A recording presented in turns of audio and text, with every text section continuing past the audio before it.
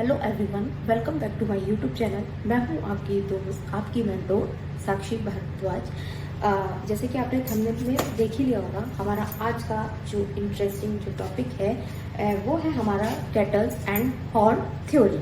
ठीक है, तो अब हम बिना देरी करते हुए हम अपना ये जो टॉपिक है वो स्टार्ट करते हैं। ठीक है, देखिए सबसे पहले हम यहाँ पर क्या देखते हैं कि ये जो थे केटल एंड हॉर्न थ्योरी में सबसे पहले हम इसमें देखते हैं कि इसका जो प्रतिपादन है ना, वो किसने किया था, किसने मतलब ये स्टार्ट की थी और कब की थी। ठीक है, तो हम यहाँ पर पहले ये देखेंगे। देखिए जो केटल जो थे उन्होंने 1971 में, ठीक है, 1971 में अपनी ये जो थ्योरी थी दी थी। ठीक है, और जो दूसरे थे हमारे इसमें हॉर्न ने कब दी थी, 1985 में दी थी। ठीक है, तो यहाँ पर आपको ये दो चीजें याद रखनी है कि भाई केटल ने ये थ्योरी कब दी थी और हॉर्न ने कब दी थी। केटल ने दी थी 1971 में, और जो आपके वो हॉर्न जो थे उन्होंने 1985 में अपनी ये थ्योरी दी थी। ठीक है, अब इसमें आगे ये होता है कि भाई इन्होंने कौन सी थ्योरी दी थी, इन्होंने दी थी fluid and crystallize theory. Fluid यानी कि आपकी हम बोलते हैं जो तरल बुद्धि है, ठीक है, और जो क्रिस्टलाइज इंटेलिजेंस होता है वो होता है आपका ठोस बुद्धि। यानी कि इन्होंने तरल और ठोस बुद्धि का सिद्धांत दिया था क्रिस्टल और हॉर्न ने। ठीक है, फिर इसके बाद हम यहाँ पर देखते हैं कि जो आपके स्पीयरमैन थे, है ना, जो हमने जिनका जो 2 फैक्टर थ्योरी जो पढ़ी थी, तो उन्होंने वहां पर क्या बताया था, 2 फैक्टर बताए थे, एक जी फैक्टर एक एस फैक्टर। लेकिन उन्होंने क्या किया कि स्पीयरमैन के जो इनका जो जी फैक्टर था उसको इन्होंने यहाँ पर क्या करा, 2 भागों में उसको डिवाइड कर दिया। ठीक है, कौन कौन से, एक इन्होंने उसको बांटा एक उन्होंने बांटा GF, ठीक है, और दूसरा इन्होंने बांटा GC। ये GF और GC क्या है अब हम वो देखेंगे। ठीक है, तो GF यानी कि G तो आपका ये हो गया ना, जो इन्होंने यहाँ पर इसकी जो सामान्य योग्यता कारक था, है ना, जो उनका जो स्पीयरमैन थे उनका G फैक्टर का मतलब उनका क्या था, सामान्य जो मानसिक योग्यता कारक जो था उसको बांटा था। तो यानी कि यहाँ पर ये तो हो गया आपका जर्नल, और F का मतलब आपका हो गया फ्लूइड, है ना, तो ये तो हो गई आपकी। और दूसरा यहाँ पर जो आया है यहाँ पर GC यानी कि ये हो जाएगी आपकी जनरल क्रिस्टलाइज इंटेलिजेंस, है ना, इसको इन्होंने 2 भागों में बांटा था। ठीक है, फिर इसके बाद हम देखते हैं होता क्या है। देखिए हमने यहाँ तो ये देख लिया कि इन्होंने जो स्पीयरमैन का जो जी फैक्टर था उसको इन्होंने 2 भागों में बांटा था। तो एक तो इन्होंने बांटा यहाँ पर फ्लूइड इंटेलिजेंस में, एक इन्होंने बांटा क्रिस्टलाइज। फ्लूइड इंटेलिजेंस क्या होती है, तरल बुद्धि, और क्रिस्टलाइज होती है आपकी ठोस बुद्धि। ठीक है, अब हम यहाँ पर ये देखेंगे कि फ्लूइड इंटेलिजेंस क्या होता है और क्रिस्टलाइज इंटेलिजेंस क्या होता है। ठीक है, तो सबसे पहले हमारा इसमें आता है कि जो आपकी फ्लूइड इंटेलिजेंस यानी कि जो तरल बुद्धि जो होती है ना, तो ये आपकी हेरिडिटी से रिलेटेड होती है, वंशानुक्रम से ये जो होती है रिलेटेड होती है। होता क्या है कि जब व्यक्ति के सामने, है ना, जब मतलब नई प्रॉब्लम आती है एकदम से, है ना, नई प्रॉब्लम, तो उसमें क्या करता है कि वो मल्टीपल थिंकिंग करता है, यानी कि भिन्न भिन्न तरीके से वो उसको सोचकर उसको क्या करता है वहां पर सॉल्व करता है। तो इसका जो एक दूसरा नाम जो है इसका तरल बुद्धि का, इसका एक दूसरा नाम है डाइवर्जेंट थिंकिंग भी है। क्योंकि हम इसमें क्या करते हैं कि हम जब हमारे पास बिल्कुल नई प्रॉब्लम आती है तो उस टाइम पे व्यक्ति क्या करता है, अलग अलग तरीके से सोचता है कि उसकी जो प्रॉब्लम है कैसे भी करके जो है वो उसकी प्रॉब्लम सॉल्व हो जाए। तो यहाँ पर इसमें डाइवर्जेंट थिंकिंग का वो यूज करता है। और ये जो आपकी ये जो थ्योरी जो होती है, जो तरल बुद्धि जो थ्योरी है आपकी, ये समय के साथ साथ क्या हो जाती है, ये डिक्रीज हो जाती है, यानी कि ये कम हो जाती है। ठीक है, दूसरा हमने यहाँ पर बताया आपको क्रिस्टलाइज इंटेलिजेंस यानी कि ठोस बुद्धि। ठीक है, तो ठोस बुद्धि में इसमें देखिए क्या होता है कि ठोस बुद्धि में हमारे यहाँ पर ये होता है ना कि जैसे आप कोई चीज सीखते हो, कोई भी चीज आप लर्न करते हो, है ना, या आपके सामने कोई भी प्रॉब्लम आती है ना, तो धीरे धीरे आप जब कोई चीज मतलब हम जब कोई चीज जब हम सीखते हैं तो धीरे धीरे वो हमारी क्या हो जाती है, हैबिचुअल हो जाती है, यानी कि उस चीज की हमारी हैबिट बन जाती है। यानी कि आपकी जो पहले प्रॉब्लम आ चुकी हुई होती है तो वो फिर से यहाँ पर क्या होती है, रिपीट हो जाती है, कोई नई नहीं आती है हमें प्रॉब्लम, है ना। तो यहाँ पर इसमें तो इसमें यहाँ पर ये वाली बात रहती है। और इसमें यहाँ पर रहता है ये वाली जो आपकी थ्योरी होती है, यानी जो इंटेलिजेंस होती है, जो ठोस बुद्धि होती है, जो क्रिस्टलाइज थ्योरी होती है, वो हमारी एनवायरमेंट से यानी कि आपके वातावरण से, आपके पर्यावरण से रिलेटेड होती है। इसमें और एक चीज याद रखना कि इसमें सोसाइटी का और आपके कल्चर, सोसाइटी का और कल्चर का आपको इसमें सपोर्ट मिलता है। जैसे एग्जाम्पल में हम देख लेते हैं, जैसे देखिए क्या होता है कि अगर जैसे मान लो अगर टीचर आपको मतलब कोई सम्स कराता है, ठीक है, तो भाई जब आप उसे सम्स को करते रहते हो, है ना, तो आपको वो फॉर्मूला याद हो जाता है ना, और उसने उससे मतलब तो कोई और सवाल दे दिया आपको, है ना, डिजिट चेंज कर दी, तो आप उस सवाल को आराम से कर लो क्योंकि आपको वो फॉर्मूला आता है ना, आप उस फॉर्मूले के क्या हो गए हो, हैबिचुअल हो गए हो, आपको उसकी आदत बन गई है, तो आपके लिए कोई नई बात तो नहीं हुई ना, आपने वो लगा दिया और कर दिया। तो उस समय हम कौन सी इंटेलिजेंस का यूज कर रहे होते हैं, क्रिस्टलाइज इंटेलिजेंस का हम उस टाइम पर यूज कर रहे होते हैं, ठीक है।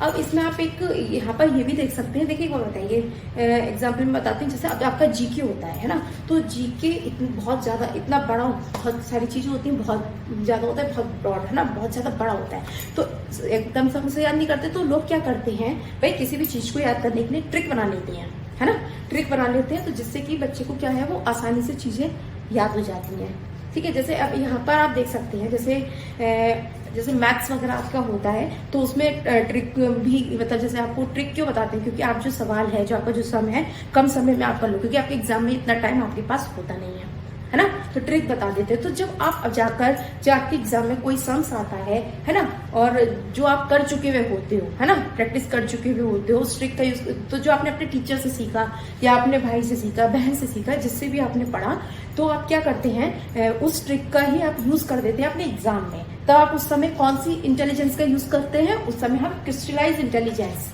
यानी कि ठोस बुद्धि का यूज करते हैं उस समय, है ना। तो ये जो ठोस बुद्धि जो होती है आपकी कन्वर्जेंट थिंकिंग से रिलेटेड होती है, ठीक, कन्वर्जेंट थिंकिंग से रिलेटेड होती है ये। और अगर मान लीजिए बिल्कुल आप जैसे कोई चीज पढ़ के गए, आपका कोई भी एग्जाम है मान लेते हैं, और वो अगर आपका जो ऐसी चीज आ गई जो आपने कभी पढ़ी ही नहीं है ना, तो बिल्कुल आपके लिए क्या है, बिल्कुल नई चीज है, वो बिल्कुल नई प्रॉब्लम है, तो तब आप उसको सॉल्व करने में, है ना, जब आप अलग अलग तरीके के फॉर्मूले उसमें लगा के देखोगे कि किसी न किसी तरीके से आपका वो हो जाए, आपने कभी पढ़ा नहीं, आप उसमें यूज करके देखोगे, है ना, है, तो उसमें क्या होता है, तब हम उस समय डाइवर्जेंट थिंकिंग का यूज कर रहे होते हैं। और डाइवर्जेंट थिंकिंग और जो कन्वर्जेंट थिंकिंग जो होती है, ये हम आपको इस मतलब जो हम आपको याद होगा तो हमने बताया था जो आपके गिलफोर्ड थे, है ना, तो गिलफोर्ड ने आपको डाइवर्जेंट थिंकिंग और कन्वर्जेंट थिंकिंग का कॉन्सेप्ट दिया था। डाइवर्जेंट थिंकिंग क्या होती है मैं उसमें बता चुकी हूँ कि डाइवर्जेंट थिंकिंग आपकी होती है जब आपकी कोई प्रॉब्लम आती है उसे आप अलग अलग तरीके से सोचते हो, उसको सॉल्व करते हो, है ना, यानी कि उसमें क्या कहते आप इसमें क्या करते हैं, हाँ, डाइवर्जेंट थिंकिंग में आप अलग अलग तरीके से सोचते हो जो आपका अपसाइड चिंतन होता है। और जो कन्वर्जेंट थिंकिंग जो होती है ना, कन्वर्जेंट थिंकिंग जो होती है वो आपकी फिक्स होती है, जैसे आपके ट्रू फॉल्स हो गए, तो एक जो 4 ऑप्शन या आपके ऑब्जेक्टिव टाइप क्वेश्चंस आते हैं, चाहे आपका सीटेट एग्जाम हो या आपका कोई सा भी एग्जाम हो, हम उसमें क्या करते हैं, जैसे आपके ऑप्शन वाले सब पेपर में आजकल जो एग्जाम होते हैं, सीटेट हो गया, यूपी टेट हो गया, सब में आपके कैसे आते हैं, ऑप्शनल आते हैं, ठीक है। तो उसमें क्या होता है कि जैसे आपको 4 ऑप्शन दे रखे होते हैं, है ना, जो आपका सही आंसर होता है आपको उस पर लगाना होता है, आप उसमें बंधे हुए होते हो, है ना, आप उसमें अपनी तरफ से कोई चीज लिख सकते हो नहीं, फ्रीडम नहीं होती आपको कुछ भी लिखने की, आप अपने विचार नहीं लिख सकते हो कन्वर्जेंट थिंकिंग में। लेकिन जो डाइवर्जेंट थिंकिंग होती है, जैसे आपने ऐसे है या आपके जो लॉन्ग क्वेश्चंस आते हैं या जो वेरी शॉर्ट क्वेश्चंस भी आते हैं, शॉर्ट सॉरी, है ना, तो उसमें भी आप क्या करते हैं, उसमें हम अपने थॉट को उसमें लिख सकते हैं, हमें पूरी उसमें फ्रीडम होती है, हम उसमें अपनी मर्जी से अपने जो विचार हैं उनको हम उसमें लिखते हैं, है ना। तो ये तो हमने बताया डाइवर्जेंट थिंकिंग और कन्वर्जेंट थिंकिंग। अब ये जो आपकी ये जो होती है क्रिस्टलाइज थिंकिंग, जो ठोस बुद्धि जो होती है, इस समय के साथ साथ ये बढ़ जाती है। क्यों? क्योंकि एक बात बताएं, जो आप एनवायरमेंट में, आपके एनवायरमेंट में आप जिससे भी आप मतलब लोग होते हैं, ठीक है, उनसे आप उनकी कल्चर को सीखते हो, है ना, या कोई भी चीज आप उनसे सीखते हुए चलते, तो आपको क्या है, नए नए एक्सपीरियंस मिलते हैं, अनुभव मिलते जाते हैं। तो यहाँ पर आपका क्या होता है, ये वाली जो बुद्धि होती है, क्रिस्टलाइज जो इंटेलिजेंस होती है वो डेवलप होती जाती है। जब हम छोटे होते हैं तब हम उस समय पर किस चीज का यूज करते हैं, तब हम तरल बुद्धि, है ना, यानी कि फ्लूइड इंटेलिजेंस का यूज करते हैं। लेकिन जैसे जैसे हम बड़े होते चले जाते हैं तब हमारे क्या कहते हैं, आदत बन जाती है कि कोई भी चीज आप सीख रहे हो तो उसकी आदत बन जाती है, यानी कि आपकी जो क्रिस्टलाइज इंटेलिजेंस जो होती है वो डेवलप हो जाती है उस टाइम पर, है ना। तो यहाँ पर हमने देखिए क्या देखा, पहले तो हम यही देख लेते हैं। हमने आज यहाँ पर पढ़ी है कैटल्स एंड हॉर्न्स थ्योरी, है ना, तो कैटल्स और हॉर्न थ्योरी जो थी, मतलब जो थे, उन्होंने किस चीज की थ्योरी दी थी? तरल बुद्धि और ठोस बुद्धि। ठीक है, तो जो तरल बुद्धि जो होती है उसको हम बोलते हैं फ्लूइड इंटेलिजेंस, और जो ठोस बुद्धि होती है उसको आप बोलते हो क्रिस्टलाइज इंटेलिजेंस। अब ये आई कैसे? देखिए, जो आपका स्पीयरमैन का जो जी फैक्टर था, जो सामान्य मानसिक योग्यता जो थी उनकी, उसको उन्होंने यहाँ पर 2 भागों में बांट दिया। तो जो सामान्य योग्यता जो जी फैक्टर था उसको उन्होंने 2 भागों में बांटा। एक उन्होंने बांटा GF, यानी कि आपकी ये जो फ्लूइड इंटेलिजेंस निकल के आती है। दूसरी इन्होंने बांटी थी GC, जिसपे आपकी क्रिस्टलाइज बन के आई है ना, ठोस बुद्धि। तो ये चीजें मैंने आपको बता दी। जो आपकी तरल बुद्धि जो होती है, जो फ्लूइड इंटेलिजेंस जो होती है, वो आपकी हेरिडिटी, सही है, हेरिडिटी से रिलेटेड होती है। ठीक है, और जस्ट अपोजिट जो आपकी क्रिस्टलाइज इंटेलिजेंस जो होती है वो आपके इन्वायरमेंट से रिलेटेड होती है। इसमें आपकी सोसाइटी और आपके जो कल्चर होते हैं उसका इसमें आपको सपोर्ट मिलता है। धीरे धीरे ये आपकी डेवलप होती जाती है, और इसमें क्या होता है, धीरे धीरे आपकी डेवलप हो जाती है थिंकिंग वाली, है ना। अब इसमें एक बात और है कि जो आपकी यहाँ पर ये जो थिंकिंग थी, जो आपकी तरल बुद्धि थी, तो उसमें आपकी जब कोई नई प्रॉब्लम आती है तब आप उसमें अलग अलग तरीके से सोचते हैं, यानी कि आप उसमें डाइवर्जेंट थिंकिंग का यूज करते हैं तरल बुद्धि में, फ्लूइड इंटेलिजेंस में। और जो क्रिस्टलाइज इंटेलिजेंस होती है, हम उसमें कन्वर्जेंट थिंकिंग का यूज करते हैं, यानी कि जो पहले से चीज चली आ रही है वही आपकी रिपीट हो जाती है, मान लीजिए, है ना, मतलब उसमें हो जाती है, वही रिपीट हो जाती है, वो आपकी हैबिचुअल बन जाती है। इसमें कुछ इसमें ऐसा नया नहीं होता है। ठीक है, तो ये 2 बुद्धि थी यहाँ पर हमारी इसमें। अब हाँ, एक चीज और है हमारा, हम यहाँ पर एक चीज और है, देखिए, एक आपका थ्योरी थी त्रितंत्रीय, ये तो आपकी यहाँ पर कंप्लीट हो गई है थ्योरी। ठीक है, एक आपकी इसमें, क्योंकि वो ज्यादा इंपॉर्टेंट नहीं है, क्योंकि हमारे जो ये एग्जाम होते हैं उसमें मैंने बताया ना कि ये जो थ्योरी होती है उसमें आपसे ये पूछा जाता है कि भाई ये थ्योरी किसने दी है ना, इस तरीके से क्वेश्चन पूछते हैं, या जो उनके कब दी है, किसने दी है। ठीक है, और या फिर जैसे कि उसके जो कोई अदर नेम जो होते हैं वो चीजें आपसे यहाँ पर पूछी जाती हैं। तो आपके यहाँ पर 2 थ्योरी और हैं जिनके मैं आपको यहाँ नाम बता देती हूँ, आप उनको नोट कर लेना। ठीक है, एक आपका होता है क्रमिक महत्व का सिद्धांत। तो क्रमिक महत्व का जो सिद्धांत था वो दिया था वर्ट ने। ठीक है, वो दिया था आपको, वर्ट ने दिया था। और इसी तरीके से एक आपका आता है त्रितंत्रीय सिद्धांत। त्रितंत्रीय सिद्धांत जो था वो स्टर्नबर्ग ने दिया था। उससे ज्यादा क्वेश्चंस में आते नहीं है, एक आध बार ये आया है, तो है ना, तो इसलिए यहाँ पर मैंने सिर्फ आपको ये बता दिया कि क्योंकि आपने यहाँ पर अपनी जो थ्योरी है उनके आप जो नाम है किसने दिए वो आप अच्छे से लर्न कर लेना। ठीक है, तो हमारे यहाँ पर आज हमने यहाँ पर पढ़े थे इंटेलिजेंस की जो थ्योरी थी, है ना, तो वो सारी जो थ्योरी है वो आज हमारे यहाँ पर कंप्लीट हो चुकी हैं। हमने हमारा यानी कि ये जो पूरा जो टॉपिक है इंटेलिजेंस का, ये पूरा हमारा आज कंप्लीट हो गया है। हमने सबसे पहले उसमें क्या क्या देखा कि भाई आपका इंटेलिजेंस क्या होती है, उसके हमने मीनिंग देखे थे, डेफिनेशन देखी थी, इंटेलिजेंस के टाइप देखे थे, इंटेलिजेंस के टेस्ट देखे थे, है ना, टेस्ट जो होते हैं मतलब उनका मीनिंग, उनका भी हमने मीनिंग देखा था। फिर हमने इंटेलिजेंस टेस्ट के भी हमने क्या पढ़े थे, टाइप्स पढ़े थे। ठीक है, एक एक करके सारे टाइप्स पढ़े थे।